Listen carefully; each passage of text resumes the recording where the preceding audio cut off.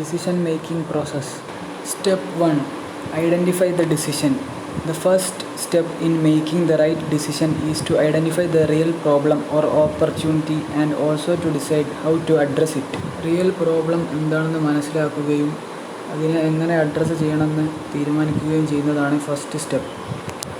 Evaluate why and how this decision will make a difference in the outcome at the end. ഈ തീരുമാനം അവസാനം ഉണ്ടാകുന്ന ഔട്ട്കമിനെ എന്തുകൊണ്ട് അല്ലെങ്കിൽ എങ്ങനെ മാറ്റം വരുത്തും എന്ന് ഇവാലുവേറ്റ് ചെയ്യും. Step 2.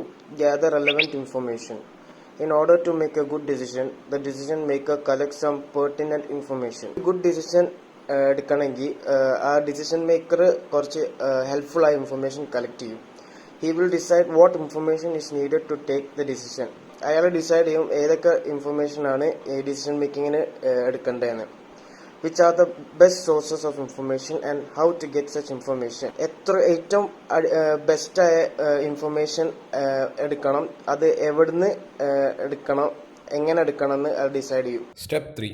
Identifying the alternatives. A particular problem can be solved in many ways. The decision maker thinks about several possible paths of action or alternatives for solving the problem. ഒരു പ്രോബ്ലത്തിന് ആൻസർ കണ്ടുപിടിക്കാൻ solve ചെയ്യാൻ വേണ്ടി കുറേ വഴികളുണ്ട്.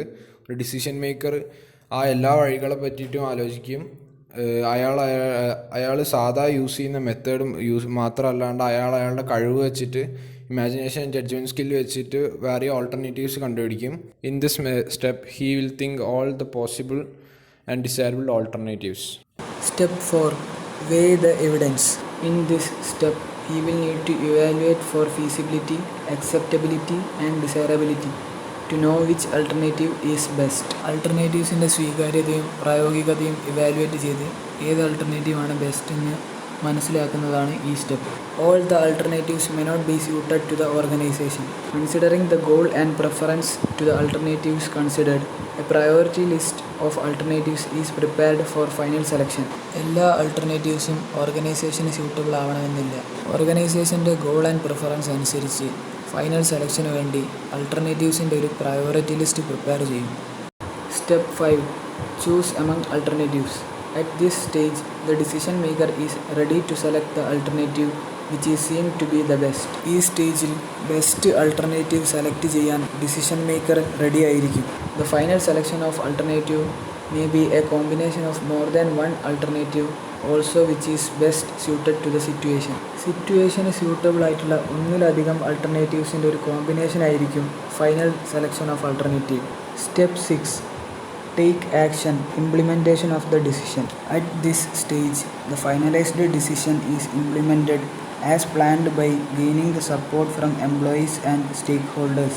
ഈ സ്റ്റേജിൽ എംപ്ലോയീസിൻ്റെയും സ്റ്റേക്ക് ഹോൾഡേഴ്സിൻ്റെയും പിന്തുണയോടെ അന്തിമ തീരുമാനം ഇംപ്ലിമെൻറ്റ് ചെയ്യും. At the time of implementation, the management should be prepared to address any questions or concerns which may arise. Finalised decision implement ചെയ്യുന്ന സമയത്ത് എന്തെങ്കിലും ക്വസ്റ്റ്യൻസ് ഓർ കൺസേൺസ് ഉണ്ടായാൽ അത് അഡ്രസ്സ് ചെയ്യാൻ മാനേജ്മെൻറ്റ് പ്രിപ്പയർഡ് ആയിരിക്കണം. Step 7. Review the decision and its consequences. After implementation, certain pitfalls may be noticed. Therefore, a proper feedback and follow-up is required. Decision implement ചെയ്ത ശേഷം എന്തെങ്കിലും പോരായ്മ കണ്ടേക്കാം. അതുകൊണ്ട് പ്രോപ്പർ ഫീഡ്ബാക്ക് ആവശ്യമാണ്. If required, corrective actions may be taken. ആവശ്യമെങ്കിൽ corrective actions എടുക്കാം.